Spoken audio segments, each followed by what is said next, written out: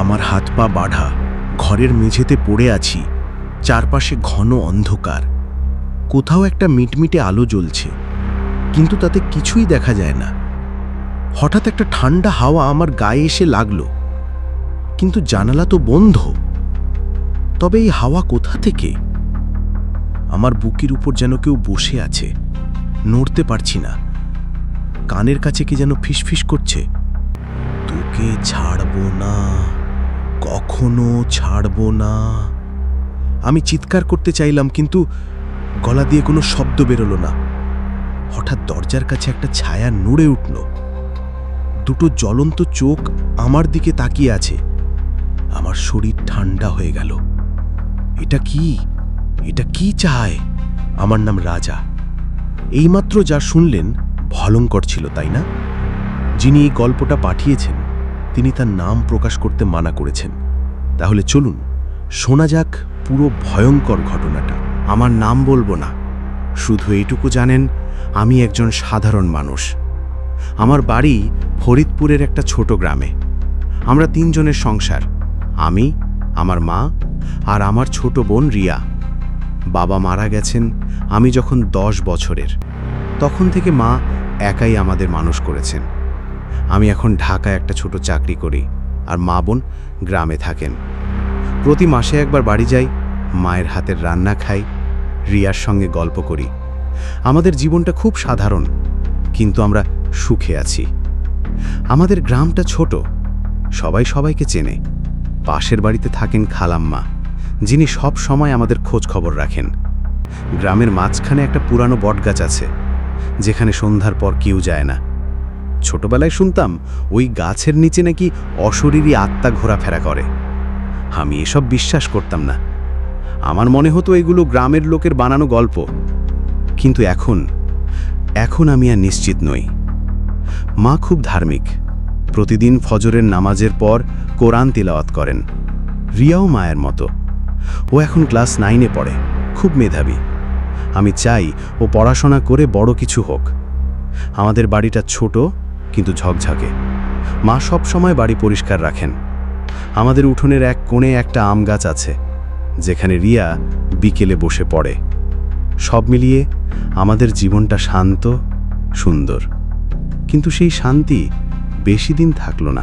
গত রমজানের কথা। আমি ঈদের ছুটিতে বাড়ি গিয়েছিলাম। সবকিছু ঠিকই ছিল। মা আমার জন্য গরুর মাংস রান্না করেছিলেন, রিয়া আমার সঙ্গে ঝগড়া করে হাসছিল। কিন্তু ঈদের দিন রাতে প্রথম অদ্ভুত ঘটনাটা ঘটল। আমি আমার ঘরে শুয়েছিলাম। মাঝরাতে হঠাৎ একটা শব্দে ঘুম ভেঙে গেল, যেন কেউ দরজায় টোকা দিচ্ছে। টক টক টক। আমি উঠে বসলাম, ভাবলাম হয়তো মা বা রিয়া। কিন্তু দরজা খুলে দেখি কেউ নেই। বাইরে শুধু অন্ধকার আর নিস্তব্ধতা।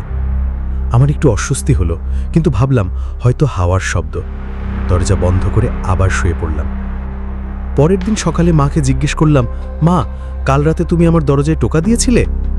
মা অবাক হয়ে বললেন, না তো, আমি তো ঘুমিয়েছিলাম। রিয়াও একই কথা বলল। আমি হাসি দিয়ে বিষয়টা এড়িয়ে গেলাম, কিন্তু মনের মধ্যে একটা খটকা রয়ে গেল। কয়েকদিন পর আরেকটা ঘটনা ঘটল। আমি বাড়ির উঠোনে বসেছিলাম। সন্ধ্যা হয়ে গেছে। হঠাৎ আম গাছের দিকে তাকিয়ে দেখি একটা ছায়া নড়ছে। প্রথমে ভাবলাম হয়তো গাছের পাতা হাওয়ায় দুলছে, কিন্তু ছায়াটা যেন একটা মানুষের মতো। আমি উঠে দাঁড়ালাম। কে ওখানে বলে চিৎকার করলাম। কোনো উত্তর নেই। ছায়াটা ধীরে ধীরে মিলিয়ে গেল। আমার হাত পা ঠান্ডা হয়ে গেল। আমি দ্রুত ঘরে ঢুকে দরজা বন্ধ করে দিলাম। এরপর থেকে ঘটনাগুলো বাড়তে লাগলো। রাতে ঘুমের মধ্যে মনে হতো কেউ আমার বিছানার পাশে দাঁড়িয়ে আছে। একদিন ভোরবেলা রিয়া কাঁদতে কাঁদতে এসে আমার কাছে বলল, ভাইয়া, আমি কাল রাতে একটা স্বপ্ন দেখেছি, একটা কালো ছায়া আমাকে ধরতে আসছিল। আমি ওকে শান্ত করার চেষ্টা করলাম, কিন্তু আমার নিজের মনের ভয় কমছিল না। একদিন খালাম্মা এসে বললেন, তোদের বাড়িতে কিছু একটা ঠিক নেই। আমি কাল রাতে তোদের উঠোনে একটা আলো দেখেছি, কিন্তু কোনো লণ্ঠন বা টর্চের আলো নয়, যেন কিছু জ্বলছে। আমি আর কিছু বললাম না, কিন্তু মনে মনে ভাবলাম, এটা কি সত্যিই আমার মনের ভুল, নাকি আমাদের বাড়িতে কিছু একটা ঘটছে। মা একদিন বললেন, আমি একজন হুজুরের কাছে যাব, এ বাড়িতে কিছু একটা অশুভ আছে। আমি মাকে বোঝালাম, মা, এসব কুসংস্কার, কিছুই হয়নি। কিন্তু আমার কথা শেষ হওয়ার আগেই বাইরে থেকে একটা ভয়ঙ্কর শব্দ এলো, যেন কেউ চিৎকার করছে। আমরা তিনজনই ছুটে বাইরে গেলাম, কিন্তু কেউ নেই। শুধু আম গাছের নিচে একটা কালো দাগ পড়ে আছে, যেন কিছু পুড়ে গেছে। সেই রাতে আমি আর ঘুমাতে পারলাম না। মা আর রিয়া আমার ঘরে এসে বসে রইল। আমরা কেউ কথা বলছিলাম না। হঠাৎ দরজায় আবার সেই শব্দ, টক টক টক। আমার বুকের ভেতরটা কেঁপে উঠল। রিয়া আমার হাত চেপে ধরল। মা ফিসফিস করে বললেন, আয়াতুল কুরসি পড়। আমি পড়তে শুরু করলাম, কিন্তু শব্দটা থামল না, বরং আরো জোরে হতে লাগলো। হঠাৎ দরজাটা নিজে নিজেই খুলে গেল। বাইরে কেউ নেই, কিন্তু আমার চোখের সামনে আম গাছের নিচে সেই ছায়া আবার দেখা দিল। এবার স্পষ্ট একটা কালো আকৃতি, যার চোখ দুটো জ্বলছে, সে আমার দিকে এগিয়ে আসছে। আমি চিৎকার করে উঠলাম, এটা কি? আমাদের কি চাই? ছায়াটা হাসল, একটা ভয়ঙ্কর অমানসিক হাসি। তারপর সে বলল, তোরা আমার কাছে পালাতে পারবি না। সেই হাসিটা এখনো আমার কানে লেগে আছে। মানুষের হাসি এমন হতে পারে না। ওটা ছিল করাতের শব্দ, পুরনো কবরের ডালা খোলার ক্যাচক্যাচে আওয়াজের মতো। আমার সারা শরীর যেন বরফ হয়ে গিয়েছিল, পায়ের নিচের মাটিটা পর্যন্ত কাঁপছিল। ছায়াটা যখন বলল, তোরা আমার কাছে পালাতে পারবি না, তখন আমার মনে হলো আমার হৃৎপিণ্ডটা এক মুহূর্তের জন্য থেমে গেছে। আমি চিৎকার করতে চেয়েছিলাম, কিন্তু গলা দিয়ে কোনো আওয়াজ বেরোলো না। মনে হচ্ছিল কেউ আমার গলাটা চেপে ধরেছে। রিয়া ভয়ে আমার হাতটা এমনভাবে খামচে ধরেছিল যে নখের ডগাগুলো আমার চামড়ার ভেতরে বসে যাচ্ছিল, কিন্তু সেই ব্যথাটাও আমি টের পাচ্ছিলাম না। আমার সব অনুভূতি অসাড় হয়ে গিয়েছিল। একমাত্র মাই তখন বোধহয় হুঁশে ছিলেন। ওনার কাঁপা কাঁপা গলার আওয়াজে আয়াতুল কুরসির প্রত্যেকটা শব্দ ছুরির ফলার মতো রাতের নিস্তব্ধতাকে চিরে দিচ্ছিল। ছায়াটা নড়ল। ওটা আমাদের দিকে আর এক পাও এগোলো না, শুধু স্থির দাঁড়িয়ে থাকলো। ওর ওই জ্বলন্ত চোখ দুটো সরাসরি আমার চোখের দিকে তাকিয়েছিল। আমি জানি না কতক্ষণ আমরা এভাবে দাঁড়িয়েছিলাম, 1 সেকেন্ড, 1 মিনিট, নাকি 1 ঘন্টা। সময় যেন থমকে গিয়েছিল। তারপর যে ভয়ঙ্কর হাসিটা দিয়ে ওর আগমন হয়েছিল, ঠিক সেই রকমই একটা অট্টহাসিতে চরাচর কাঁপিয়ে ছায়াটা ধীরে ধীরে বাতাসে মিলিয়ে গেল, যেন ধোঁয়ার মতো। কিন্তু যাওয়ার আগে আমি স্পষ্ট দেখলাম ওটা হাত তুলে রিয়াকে ইশারা করে গেল। দরজাটা নিজে থেকেই সশব্দে বন্ধ হয়ে গেল। আমরা তিনজনে ছিটকে পেছনে সরে এলাম। আমি পিঠ দিয়ে দরজায় হেলান দিয়ে দাঁড়িয়ে পড়লাম। আমার পা দুটো আর শরীরের ভার বইতে পারছিল না। মা কুরআন পড়া থামাচ্ছেন না, বিড়বিড় করে পড়েই চলেছেন। রিয়া আমার জামাটা মুঠো করে ধরে ফুলে ফুলে কাঁদছে, কিন্তু ওর মুখ দিয়ে কোনো আওয়াজ বেরোচ্ছে না। আমরা কেউ কারো মুখের দিকে তাকাতে পারছিলাম না। আমাদের ছোট্ট সাজানো বাড়িটা এক মুহূর্তে একটা জীবন্ত কবরখানা হয়ে গেল, আর আমরা তিনজন সেই কবরের অসহায় বাসিন্দা। আমার মাথায় তখন একটাই কথা ঘুরছিল, এটা শুধু আমাদের মনের ভুল নয়, এটা সত্যি, আর ওটা আমাদের চেনে, ও আমাদের ছাড়বে না। সেই রাতের পর আমাদের জীবনে আর কোনো দিন সকাল আসেনি। সূর্য উঠত, দিনের আলো ফুটত, কিন্তু আমাদের বাড়ির ভেতরটা সর্বক্ষণ অমাবস্যার অন্ধকারে ডুবে থাকত। ভয়টা এখন আর রাতের অতিথি নয়, আমাদের পরিবারের চতুর্থ সদস্য হয়ে উঠেছিল। আমরা কথা বলতাম ফিসফিস করে, হাঁটতাম নিঃশব্দে, যেন জোরে শব্দ করলেই ওই ভয়ঙ্কর অস্তিত্বটা আবার জেগে উঠবে। রিয়া একেবারে চুপ হয়ে গেল। ও আর হাসত না, কথা বলতো না, এমনকি আমার সঙ্গে ঝগড়াও করত না। সারাক্ষণ মায়ের আঁচল ধরে বসে থাকত, অথবা আমার ঘর থেকে বেরোতো না। ওর বইগুলো টেবিলে ঠিক সেভাবেই পড়ে থাকত, ধুলো জমছিল। যে মেয়েটা পড়া ছাড়া কিছুই বুঝতো না, সে এখন বইয়ের দিকে ফিরেও তাকাতো না। দুদিন পর মা আমার সামনে এসে দাঁড়ালেন। তার মুখটা শক্ত, চোখ দুটো নির্ঘুম আর লাল। বললেন, চল, আমাদের পাশের গ্রামের হুজুরের কাছে যেতে হবে, আর এক মুহূর্ত দেরি করা যাবে না। আমি আর দ্বিতীয়বার কোনো প্রশ্ন করলাম না। আমার শহরের যুক্তি, আমার অবিশ্বাস, আমার সব আধুনিক চিন্তাভাবনা সেই রাতে আম গাছের নিচে কবর হয়ে গিয়েছিল। এখন মা যা বলবেন আমি তাই করব। এই অভিশাপ থেকে বেরোনোর জন্য যদি আমাকে সব কিছু বিক্রি করে ফকিরও হয়ে যেতে হয়, আমি হব। যাওয়ার আগে আমি উঠোনের আম গাছটার দিকে তাকালাম। যেখানটা এই ছায়াটা দাঁড়িয়েছিল, সেই জায়গাটার মাটি কেমন যেন কালচে হয়ে গেছে। ওপরের ডালের পাতাগুলো শুকিয়ে হলুদ হয়ে ঝুলো পড়ছে, অথচ বাকি গাছটা সবুজ, যেন ওই সুনিকৃষ্ট জায়গায় কেউ অ্যাসিড ঢেলে দিয়েছে। পাশের গ্রামের হুজুর একজন বয়স্ক জ্ঞানী মানুষ। মসজিদের পাশেই একটা ছোট ঘরে তিনি থাকেন। আমরা যখন পৌঁছলাম তখন তিনি নামাজ পড়ছিলেন। আমরা বাইরে অপেক্ষা করতে লাগলাম। নামাজ শেষে তিনি আমাদের দেখে ভেতরে ডাকলেন। মায়ের মুখ থেকে সবটা শোনার পর তার কপালে গভীর চিন্তার ভাঁজ পড়ল। তিনি আমার দিকে তাকিয়ে জিজ্ঞেস করলেন, বাড়িতে সম্প্রতি কোনো পুরনো জিনিস এনেছ, বা এমন কিছু যা তোমাদের পরিবারের নয়? আমি মনে করার চেষ্টা করলাম, কিন্তু তেমন কিছুই মনে পড়ল না। তিনি আবার জিজ্ঞেস করলেন, বাড়ির আশেপাশে বা তোমাদের জমিতে কোনো পুরনো কবর বা মাজার আছে কি? আমাদের জানা মতে তো নেই। হুজুর চোখ বন্ধ করে কিছুক্ষণ বিড়বিড় করে কি যেন পড়লেন, তারপর চোখ খুলে বললেন, এটা সাধারণ কোনো জিন বা প্রেত নয়, এটা আরও পুরনো, আরও শক্তিশালী কিছু, একটা আকিন।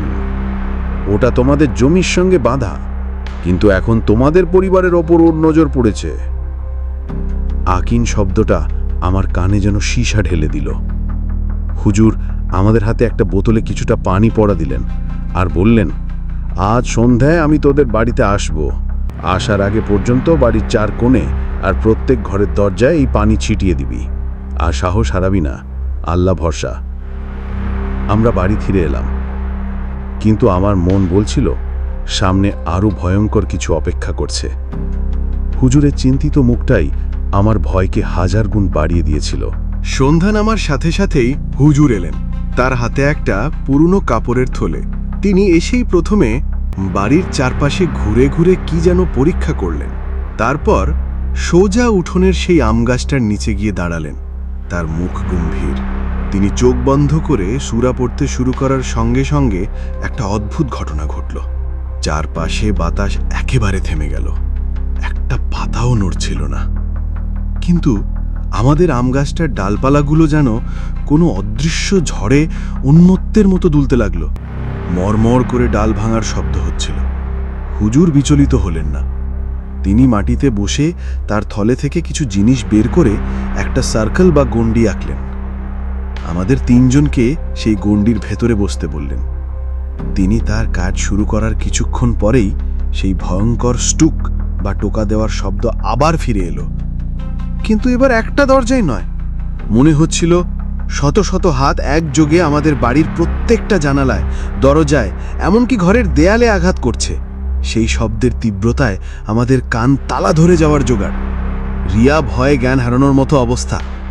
হঠাৎ ও তীব্র গলায় চিৎকার করে ওর ঘরের দিকে আঙ্গুল দেখালো। আমরা সবাই সেদিকে তাকালাম। ওর ঘরের সাদা দেয়ালে আমাদের চোখের সামনে 5টা কালো আঙুলের ছাপ ভেসে উঠল, যেন কেউ দেয়ালের ওপার থেকে আলকাতরা মাখা হাত দিয়ে দেয়ালে চাপ দিয়েছে। 1, 2, 3টে ছাপগুলো ধীরে ধীরে ছাদের দিকে উঠতে লাগলো। হুজুর উঠে দাঁড়িয়ে তারস্বরে আজান দিতে শুরু করলেন। তার গলার আওয়াজে সমস্ত চরাচর যেন কেঁপে উঠল। ঠিক তখনই বাড়ি কাঁপিয়ে সেই অমানুষিক গলাটা আবার কথা বলে উঠল, কিন্তু এবার আওয়াজটা কোনো নির্দিষ্ট দিক থেকে আসছিল না। মনে হচ্ছিল দেয়ালের ভেতর থেকে মাটি ফুঁড়ে আওয়াজটা আসছে। এই জমির লোভ তোর প্রপিতামহকে পাপী বানিয়েছিল, গলাটা বলল। সে তার সঙ্গীকে খুন করে এই মাটি দখল করেছিল।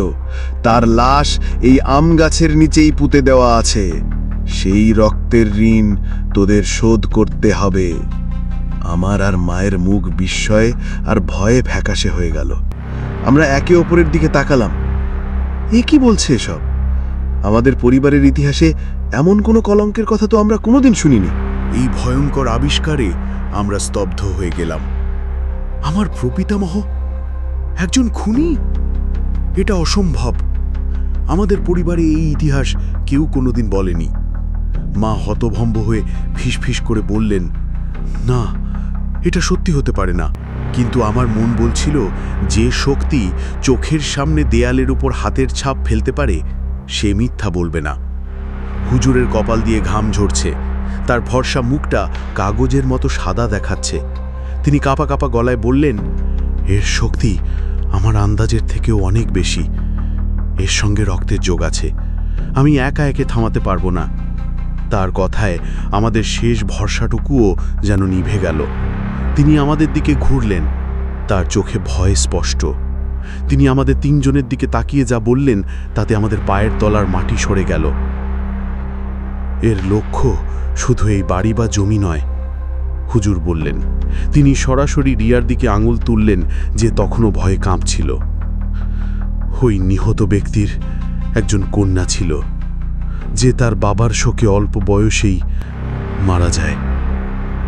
এই আকিন এখন সেই কন্যার প্রতিশোধ চায়। ও রিয়াকে চায়। হুজুরের শেষ কথাটা আমার মাথার ভেতর হাতুড়ির বাড়ির মতো বেজে উঠল। ও রিয়াকে চায়। চারপাশের দেয়াল কাঁপানোর শব্দ, জানালার খটখটানি সব এক মুহূর্তে থেমে গেল। কিন্তু সেই নীরবতা আগের চেয়েও 1000 গুণ বেশি ভয়ঙ্কর ছিল। আমার মনে হলো আমার কান দুটো আর কিছুই শুনতে পাচ্ছে না, শুধু হুজুরের ওই শেষ কটা শব্দ ছাড়া। আমার পৃথিবীটা ছোট হতে হতে শুধু আমার সামনে বসা ছোট্ট বোনটার ফ্যাতাশে আতঙ্কিত মুখটার মধ্যে এসে আটকে গেল। রিয়া কাঁপছিল, কিন্তু ওর চোখ দুটো স্থির, নিষ্প্রাণ, যেন ও আর আমাদের সঙ্গে নেই। ওর আত্মাটা অন্য কোথাও হারিয়ে গেছে। আমি মরিয়া হয়ে ওর হাতটা ধরতে গেলাম, কিন্তু আমার নিজের হাতটাই এত কাঁপছিল যে ওকে ছুঁতে পারলাম না। আমার শির দাঁড়া দিয়ে একটা শীতল স্রোত নেমে গেল। এই প্রথমবার আমার ভয়কে ছাপিয়ে তীব্র একটা রাগ উঠে আসছিল। কার ওপর রাগ?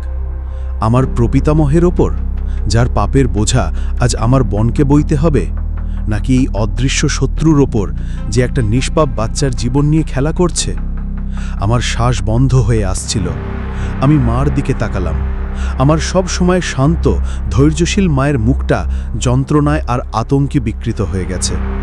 তিনি হুজুরের পায়ের কাছে বসে পড়লেন। আমার মেয়েটাকে বাঁচান হুজুর। তার গলা দিয়ে শুধু এই কটা কথাই বেরোলো। কান্নার শক্তিও যেন তিনি হারিয়ে ফেলেছেন। হুজুর দাঁড়িয়েছিলেন পাথরের মূর্তির মতো। দেয়ালের সেই কালো হাতের ছাপগুলোর দিকে তিনি একদৃষ্টে তাকিয়েছিলেন। তার চোখে ভয় ছিল, কিন্তু তার সঙ্গে ছিল গভীর এক অসহায়ত্ব। চারপাশের নিস্তব্ধতা ভেঙে দিয়ে হুজুর বললেন, এটা রক্তের প্রতিশোধ। রক্তের বদলা রক্ত দিয়েই মেটাতে চায়। এই কথাগুলো কোনো সান্ত্বনা দিল না, বরং আমার বুকের ভেতর যেটুকু আশা টিমটিম করে জ্বলছিল সেটাও যেন এক ফুৎকারে নিভিয়ে দিল। আমার মনে হচ্ছিল এই গণ্ডিটা কোনো সুরক্ষা কবচ নয়, এটা আমাদের কবর। আর আমরা জীবন্ত অবস্থায় সেই কবরের ভেতরে বসে নিজেদের ধ্বংসের অপেক্ষা করছি। আকিনকে আর চিৎকার করে নিজের উপস্থিতি জানানোর দরকার ছিল না। ওর দাবিটা আমাদের সবার চেতনায়, আমাদের রক্তের স্রোতে বিষের মতো ছড়িয়ে গিয়েছিল। সেই রাতের পর হুজুর চলে গেলেন, কিন্তু যাওয়ার আগে বলে গেলেন, আমি কাল আবার আসব। একা এর মোকাবিলা করা সম্ভব না, কিছু ব্যবস্থা করতে হবে। ততক্ষণ পর্যন্ত তোমরা বাড়ির বাইরে এক পাও দেবে না, আর ওই আম গাছটার আশেপাশেও যাবে না। তার কথাগুলো ছিল নির্দেশের মতো, কিন্তু তার পেছনের অসহায়ত্বটুকু আমাদের চোখ এড়ায়নি। তিনি আমাদের ভরসা দিয়ে গেলেন, কিন্তু তার নিজেরই যে ভরসা টলছে তা তার চোখের দিকে তাকালেই বোঝা যাচ্ছিল। আমরা তিনজন সেই গণ্ডির ভেতরেই বসে রইলাম, যেন ওটার বাইরে গেলেই মৃত্যু আমাদের গিলে খাবে। কেউ কারো সঙ্গে কথা বলছিলাম না। আমাদের সম্পর্কের রসায়নটা রাতারাতি বদলে গিয়েছিল। আমরা আর সাধারণ একটা পরিবার ছিলাম না, আমরা ছিলাম এক অভিশাপের অংশীদার। মা সারা রাত জায়নামাজে বসে কোরআন শরীফ পড়লেন। তার ঠোঁট নড়ছিল, কিন্তু আমি জানি তার মন পড়েছিল রিয়ার কাছে। আর আমি পাথরের মতো ঘরের কোনায় বসেছিলাম। আমার ভেতরটা দুমড়ে মুচড়ে যাচ্ছিল। একবার মনে হচ্ছিল এখনই একটা কুড়াল নিয়ে গিয়ে ওই অভিশপ্ত গাছটাকে কেটে ফেলি। আবার পরক্ষণেই মনে হচ্ছিল ওটা করলে যদি আকিনের ক্রোধ আরও বেড়ে যায়, যদি ও রিয়ার আরও বড় কোনো ক্ষতি করে বসে। আমার হাত পা বাঁধা। আমি আমার নিজের বাড়িতেই একজন অসহায় কয়েদি। সবচেয়ে ভয়ঙ্কর পরিবর্তনটা এসেছিল রিয়ার মধ্যে। ও চুপচাপ মায়ের পাশে বসেছিল, মাঝে মাঝে ফ্যালফ্যাল করে দেয়ালের দিকে তাকাচ্ছিল। ভোররাতের দিকে ও হঠাৎ আমার দিকে ঘুরে তাকালো। ওর চোখ দুটো অস্বাভাবিক রকম শান্ত, কিন্তু সেই শান্ত দৃষ্টির গভীরে এমন কিছু একটা ছিল যা আমার অচেনা। ও আমার দিকে তাকিয়ে একদম সাফ গলায় বলল, বাবা তো অন্যায় করেছিল, তাই না ভাইয়া? ওর গলাটা ছিল ওরই, কিন্তু বলার ভঙ্গিটা, স্বরটা কোনোটাই ওর ছিল না। আমার বুকের ভেতরটা ধরাস করে উঠল। আমাদের বাবা তো কোনো অন্যায় করেননি। ও কোন বাবার কথা বলছে? তাহলে কি ও আমাদের প্রপিতামহের কথা বলছে? আমি কোনো উত্তর দেওয়ার আগেই মা চমকে ওর দিকে তাকালেন। রিয়া আবার বলল, রক্তের ঋণ তো রক্ত দিয়েই শোধ করতে হয়। এই কথা শোনার পর মা আর স্থির থাকতে পারলেন না। তিনি চিৎকার করে রিয়াকে বুকে জড়িয়ে ধরলেন। এসব কি বলছিস মা, বলে তিনি কান্নায় ভেঙে পড়লেন। কিন্তু রিয়া নির্বিকার। ওর চোখে কোনো অনুভূতি নেই, যেন অন্য কেউ ওর মুখ দিয়ে কথাগুলো বলিয়ে নিচ্ছে। আমার বুঝতে বাকি রইল না, আকিনের নজর শুধু রিয়ার উপর পড়েনি। ও ধীরে ধীরে রিয়ার অস্তিত্বকে দখল করার চেষ্টা করছে। পরদিন সকালে হুজুর এলেন, কিন্তু তিনি একা নন, তার সঙ্গে আরও একজন লোক। লোকটি বেশ বয়স্ক, মুখ ভর্তি সাদা দাড়ি, চোখে গভীর জ্ঞানের ছাপ, পরনে লম্বা আলখাল্লা। হুজুর পরিচয় করিয়ে দিলেন, ইনি কাদের ফকির। এই লাইনে আমার থেকেও অনেক জ্ঞানী। আমি তাকে সব খুলে বলেছি। কাদের ফকির আমাদের বাড়িতে ঢুকেই প্রথমে চোখ বন্ধ করলেন, তারপর চোখ খুলে সোজা আম গাছটার দিকে দেখালেন। কবরের ওপর গাছ লাগালে তো এমন হবেই। তিনি শান্ত কিন্তু গম্ভীর গলায় বললেন, এর শেকড় শুধু মাটি আঁকড়ে ধরেনি, লাশের হাড়ও আঁকড়ে ধরেছে। তার কথায় আমাদের শরীরের রক্ত হিম হয়ে গেল। তিনি আমাদের দামায় বসালেন, তার থলে থেকে কিছু পুরনো পুঁথি বের করলেন। একটা পুঁথির পাতা উল্টাতে উল্টাতে তিনি বললেন, এই আকিন সহজে ছাড়বার পাত্র নয়। রক্তের মাধ্যমে এর জন্ম, রক্তেই এর বিনাশ। আমরা কেউই তার কথার মানে ঠিকমতো বুঝতে পারলাম না। তিনি ব্যাখ্যা করলেন, শুধু ওই খুন হওয়া মানুষটার আত্মা নয়, তার কন্যারও অতৃপ্ত আত্মাও এর সঙ্গে জড়িয়ে আছে। প্রতিশোধের আগুন দুটো আত্মাকে মিলিয়ে এক ভয়ঙ্কর সত্তায় পরিণত হয়েছে। তারপর তিনি এমন একটা কথা বললেন যা আমাদের ভাবনারও বাইরে ছিল। এই অভিশাপ থেকে মুক্তির একটাই পথ আছে, কাদের ফকির বললেন। এই বংশের রক্ত যদি স্বেচ্ছায় প্রায়শ্চিত্ত করে, তাহলেই কেবল আকিন শান্ত হবে। ওকে একটা বিকল্প দিতে হবে। আমি মরিয়া হয়ে জিজ্ঞাসা করলাম, কি বিকল্প? আমি সব করতে রাজি আছি। আমার বোনের বদলে ও আমাকে নিয়ে নিক। কাদের ফকির আমার দিকে তাকিয়ে মাথা নাড়লেন না। তিনি বললেন, না, বিকল্পটা অত সোজা নয়। প্রতিমহের রক্তের কোনো উত্তরসূরিকে এই মাটির অধিকার স্বেচ্ছায় ছাড়তে হবে।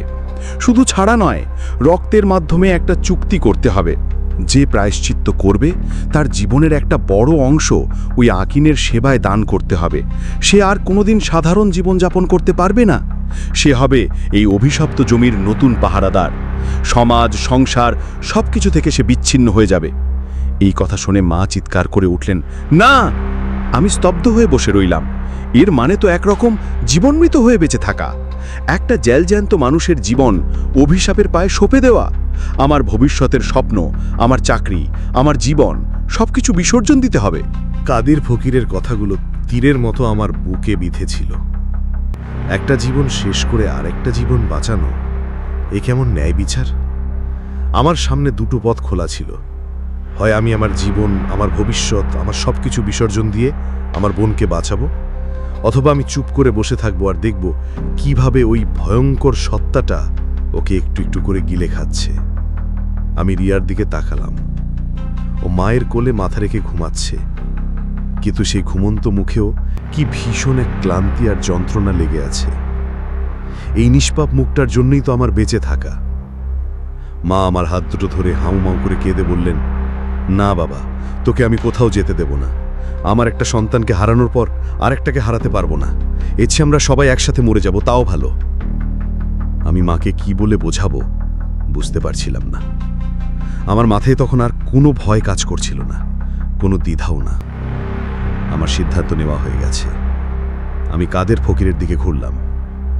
আমি রাজি, শান্ত কিন্তু দৃঢ় গলায় বললাম, আমার বোনের জীবনের বিনিময়ে আমি যে কোনো শর্ত মানতে রাজি আছি। বলুন আমাকে কি করতে হবে? কাদের ফকির আমার চোখের দিকে কিছুক্ষণ তাকিয়ে রইলেন, যেন আমার ভেতরের শক্তিটা পরখ করে নিচ্ছেন। তারপর তিনি দীর্ঘশ্বাস ফেলে বললেন, তোমার সিদ্ধান্ত যদি এটাই হয় তাহলে তাই হবে। তবে জেনে রেখো, এই পথ খুব কঠিন। এই চুক্তি একবার করলে ফেরার কোনো পথ নেই। তিনি তার থলে থেকে একটা ছোট রূপোর ছুরি বের করলেন। এই চুক্তির জন্য রক্তের প্রয়োজন হবে, তিনি বললেন, কিন্তু তোমার রক্ত নয়। আমরা সবাই অবাক হয়ে তার দিকে তাকালাম। কাদের ফকির তখন রিয়ার দিকে আঙুল তুলে যা বললেন তাতে ঘরের ভেতরের বাতাস পর্যন্ত জমে গেল। তিনি বললেন, আকিন যাকে দাবি করেছে চুক্তির প্রথম রক্ত তারই হতে হবে। কাদের ফকিরের শেষ কথাটা আমার কানে বাজছিল, চুক্তির প্রথম রক্ত তারই হতে হবে। রিয়ার দিকে তাকিয়ে আমার ভেতরটা দুমড়ে মুছড়ে যাচ্ছিল।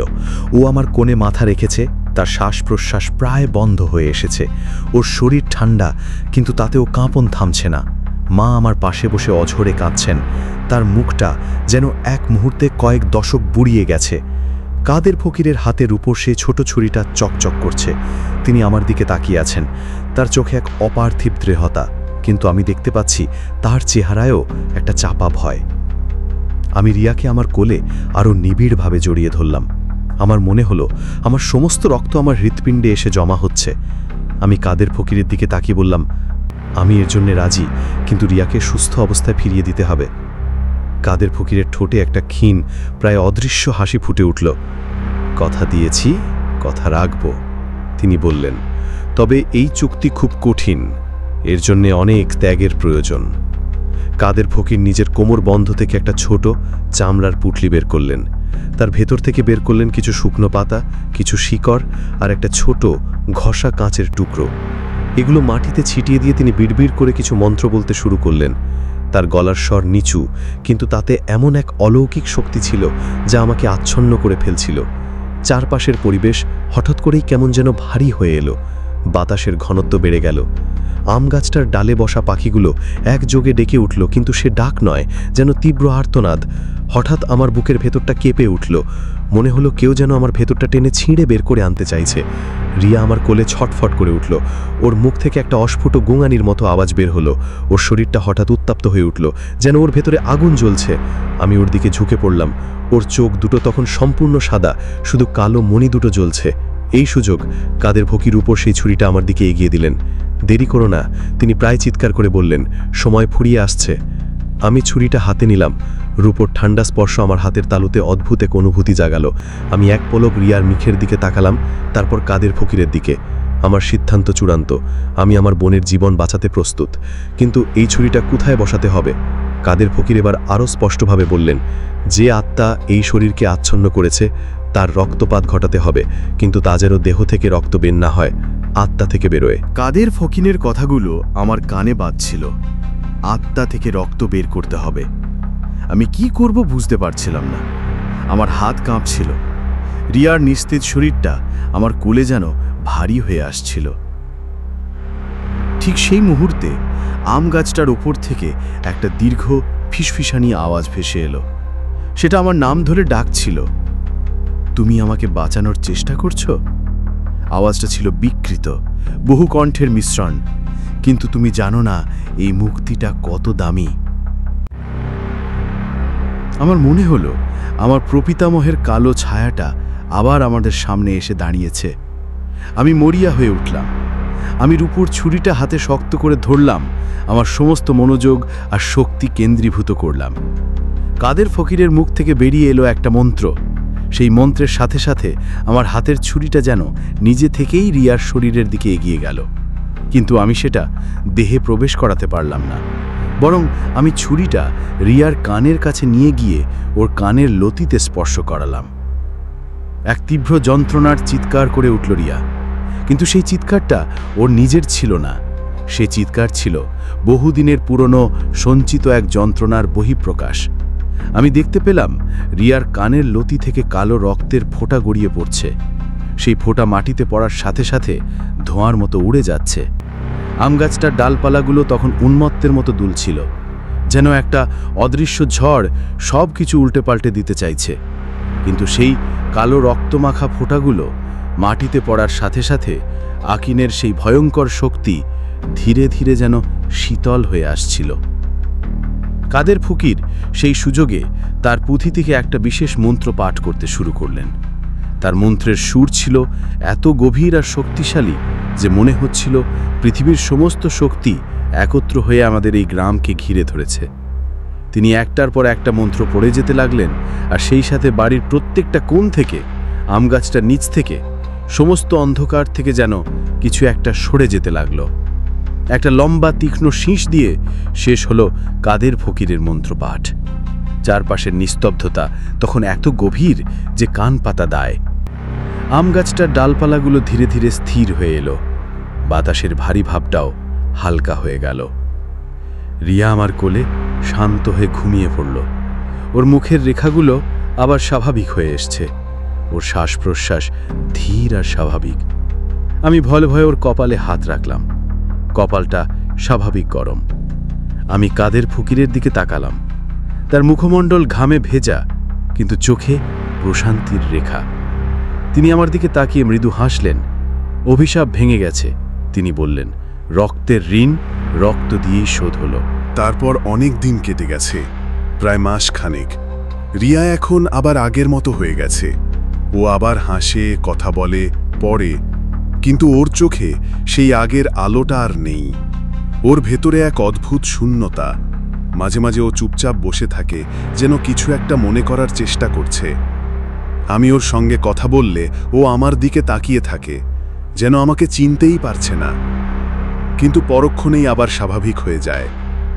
মা এখন সারাদিন রিয়াকেই আঙলে রাখেন। উনি আর আগের মতো ধর্মীয় কাজে তেমন যান না, বরং বাড়ির সব কাজে রিয়াকেই সঙ্গ দেন। আমি জানি ওই রাতের ঘটনাগুলো আমাদের পরিবারে এমন কিছু চিহ্ন রেখে গেছে যা কোনোদিনও মোছা যাবে না। আমার জীবনটা বদলে গেছে। আমি চাকরি ছেড়ে গ্রামে ফিরে এসেছি। আমার মনে হয় এই মাটি, এই বাড়ি, এই আম গাছ সব কিছুই এখন আমার নিজের। আমি এই অভিশপ্ত জমির পাহারাদার। আমার প্রপিতামহের পাপের প্রায়শ্চিত্ত আমি করছি। প্রতিদিন সকালে আমি ঘুম থেকে উঠে আম গাছটার দিকে তাকাই। ওটা এখন আগের চেয়েও বেশি সবুজ, আরও প্রাণবন্ত, কিন্তু আমার কাছে ওটা এক অভিশপ্ত স্মৃতি। আমি জানি ওটা শেকড় মাটির গভীরে লাশের হাড়ের সাথে মিশে আছে। আমার কাজ হলো এই জায়গাকে পাহারা দেওয়া। আকিনের শক্তি হয়তো চলে গেছে, কিন্তু তার প্রভাব রয়ে গেছে। এই জমিকে আর কেউ যেন ব্যবহার করতে না পারে, এই অভিশাপ যেন আর কারো জীবনে না আসে, এই দায়িত্ব আমার। আমি আমার গ্রামের লোকেদের আম গাছটার আশেপাশে যেতে বারণ করে দিয়েছি। আমি বলি ওটা আমাদের পারিবারিক গাছ, কিন্তু আমি জানি আমার এই কথাগুলো তাদের মনকে শান্ত করতে পারে না। তারা ফিসফিস করে, কানাঘুষা করে। তবে সবচেয়ে বড় পরিবর্তনটা আমার নিজের ভেতর। আমি এখন আর আগের মানুষটা নেই। আমার রাতের ঘুম উড়ে গেছে। রাতে যখন আমি গ্রামের বাইরে ওই আম গাছটার কাছাকাছি একা থাকি, তখন মনে হয় কেউ আমাকে দেখছে।